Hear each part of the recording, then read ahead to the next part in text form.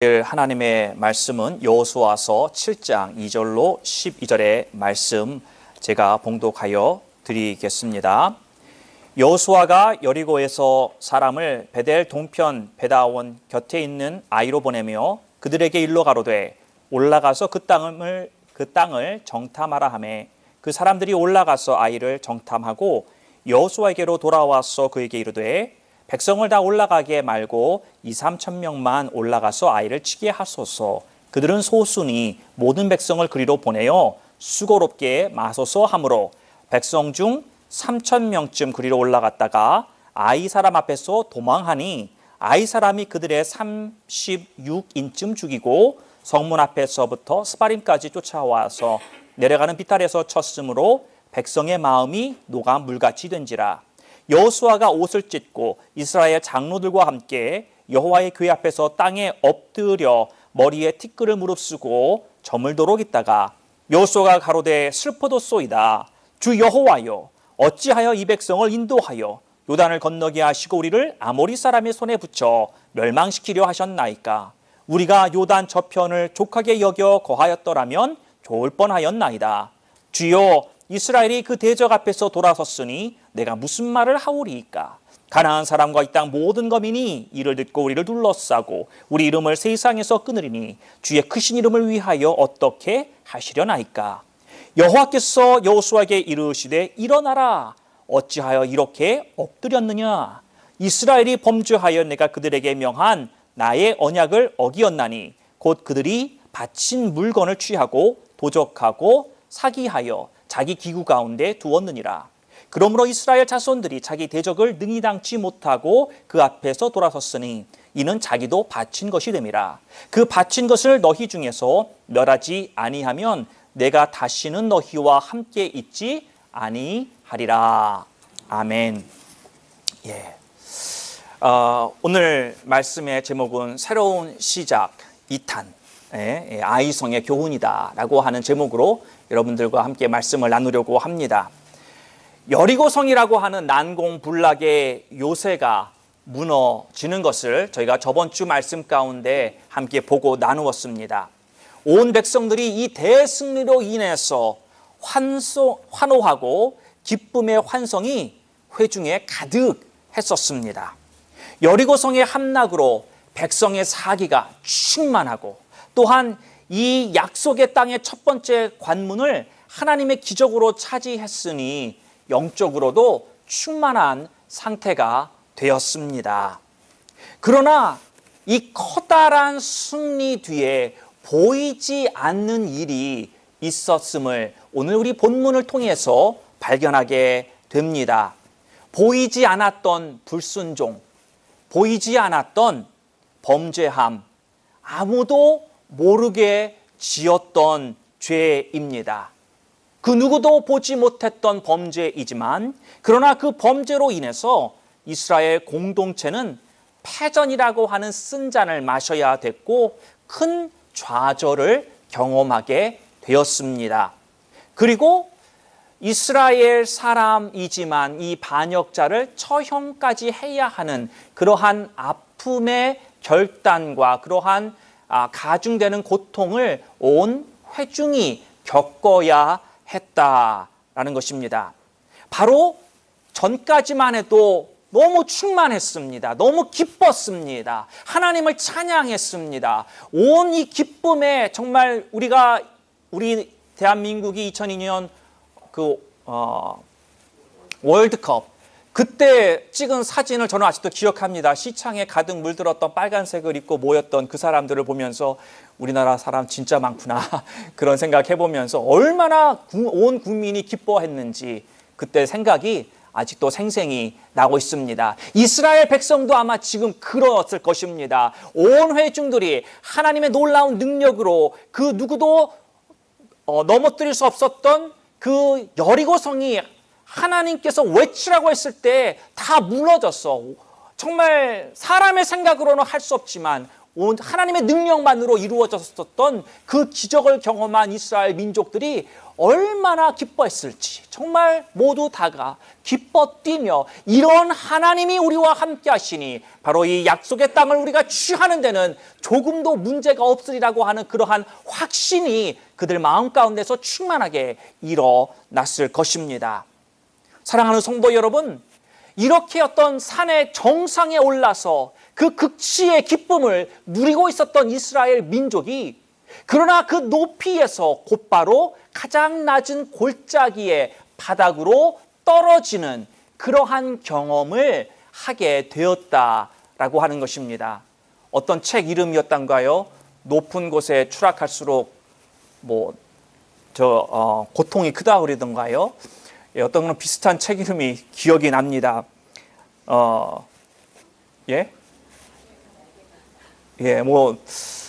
제가 추락하는 곳에 날개가 없다. 그 책도 있고, 그런 비슷한 추락만 있습니다. 이스라엘 이 민족이요.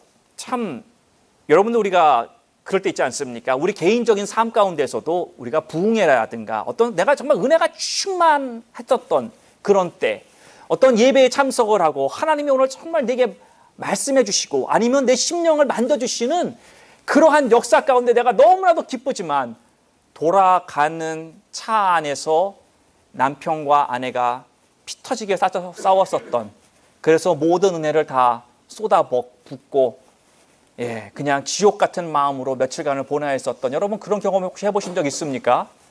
고개를 끄덕이시는 분도 있고, 목사님 전혀 나는 무슨 말 하는지 모르겠습니다 라고 앉아 계시는 분도 있는데, 사실 저도 그런 경험을 해보았습니다.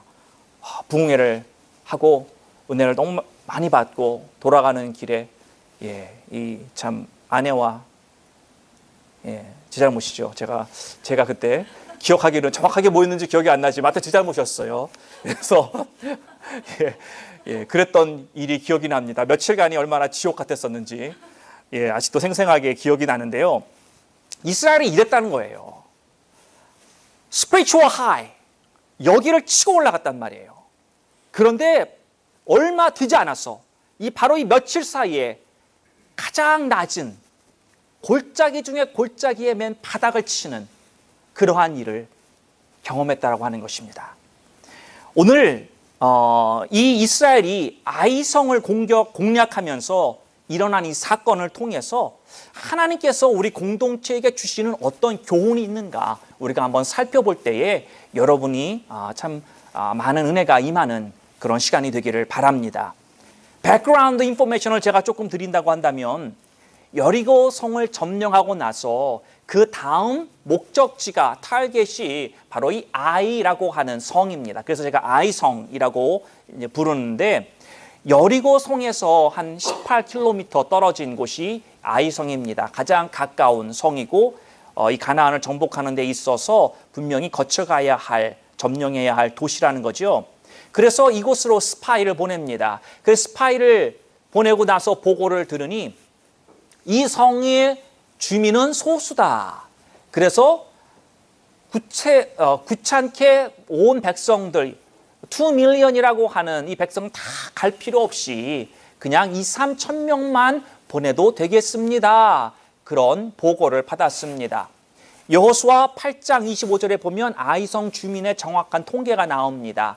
12,000명의 사람이 살고 있던 작은 성이었습니다. 이 세상에 반은 남자고 반은 여자입니다. 딱 잘라서 6,000명. 6,000명 중에서 어린아이들, 노인네 딱 반 잘라서 친다면 무기를 들고 싸울 수 있는 인원은 한 3,000명밖에 되지 않는 곳입니다. 그러한 곳을 향해서 이스라엘이 40년 동안 광야를 지나면서 훈련받고, 그리고 이 군사화되어진 이스라엘의 병력 3,000명이 이곳 주민을 향해 달려갑니다. 그런데 이 전쟁에서, 이 싸움에서, 아이성 전투에서 패하게 되었다라는 것입니다. 여러분, 여호수아가 이 3,000명이라고 하는 이 3,000명이라고 스파이가 보고를 했을 때, 그래도 혹시나 해서 3,000명을 보내면서 이스라엘 공동체가 가지고 있던 생각이 뭐냐면은, 이거는 식은 죽 먹기다. 아주 이 코딱지만한 조그만한 성을 우리가 이거는 그냥 여리고성, 그 누구도 쉽게 함락시킬 수 없는 그곳을 이런 하나님의 놀라운 역사로 우리가 차지를 했는데, 이런 조그만한 성, 이거는 뭐 식은 죽 먹기다라고 하는 그러한 컨피던스가 있었다라는 거죠. 그래서 그 실패의 소식을 전해 들었을 때 이스라엘 민족이 큰 충격에 빠지게 되었습니다. 저희가 오늘 말씀을 크게 세 가지로 구분을 하려고 합니다. 하나는 이 패전의 이스라엘의 반응, 그 첫 번째고, 두 번째는 하나님이 보이고 있는 반응, 그 다음에 세 번째로는 하나님의 해결책, 이렇게 세 가지로 나눠서 보겠습니다. 먼저 이스라엘의 반응을 보면은요, 5절에 이렇게 이야기를 합니다. 아이 사람이 그들의 36인쯤 죽이고 성문 앞에서부터 스바림까지 쫓아와서 내려와 이 비탈에서 쳤으므로 백성의 마음이 녹아 물같이 되었더라. 백성들의 반응이 마음이 물같이 녹아졌다라고 성경은 말씀하고 있습니다. 단 한 번의 실패입니다. 그런데 그 실패로 말미암아 온 백성들, 2밀리언이라고 하는 이 많은 백성들의 마음이 물같이 간담이 다 녹아 버렸다라는 것입니다. 이제까지 충만했었던 그 마음, 그 spiritual high, 그것이 다 순식간에 증발해 버렸다라는 것입니다. 그들에게 있었던 담대함, 전쟁을 향하는 그들의 준비되었던 마음, 용기, 이러한 모든 것이 다 물처럼 녹아 사라져 버렸다라는 것입니다. 싸움에 진 것도 진 것이지만 이 백성의 마음이 그렇게 물처럼 녹은 진정한 이유가 무엇인지 아십니까? 그것은 이제까지 함께 하셨던 하나님이 이 싸움에는 함께 하지 않았다라는 것에 그들의 실망하고 그들의 마음이 그렇게 물처럼 녹아져 버린 것입니다. 이때 6절에 보면은 여호수아의 반응이 나옵니다. 여호수아가 이스라엘의 모든 장로들과 함께 그 베옷을 입고 머리에 재를 뿌리고 여호와의 궤 앞에 나와 엎드립니다. 하나님 앞에 나와 기도하고 있는 것입니다. 하나님 왜 우리가 이 전쟁에서 졌습니까? 하나님 뜻이 무엇입니까? 왜 이러한 일이 일어났습니까? 그렇게 하나님의 언약궤 앞에 나와 엎드린 것입니다. 사랑하는 성도 여러분, 이게 바로 우리가 배워야 할 것입니다. 세상에서 깨지면 하나님 앞에 나와야 합니다. 그래서 내가 왜 깨졌는지, 왜 실패했는지 하나님 앞에서 엎드린 가운데 성찰의 시간을 갖고 과연 무엇이 문제였던가, 이것에 대한 그 문제를 발견하고 하나님이 주시는 그 해결책을 받아야 한다라는 것입니다. 사랑하는 성도 여러분, 우리는 하나님 앞에 나와 엎드리는 것이 어떤 면에서는 자연스러워져야 합니다. 하나님 앞에 문제가 있을 때 나와 엎드리는 거 어떤 면에서 당연한 것입니다. 여러분, 하나님의 자녀들이 세상에 나가서 깨지고 잃어버리고 넘어지고 그럴 때 우리의 소망을 어디에 두길 수 있겠습니까? 하나님밖에 없는 것입니다. 하나님 앞에 자꾸만 나오는 것이 쉬워져야 되고, 하나님 앞에 내가 꼭 문제만 있어서 나온다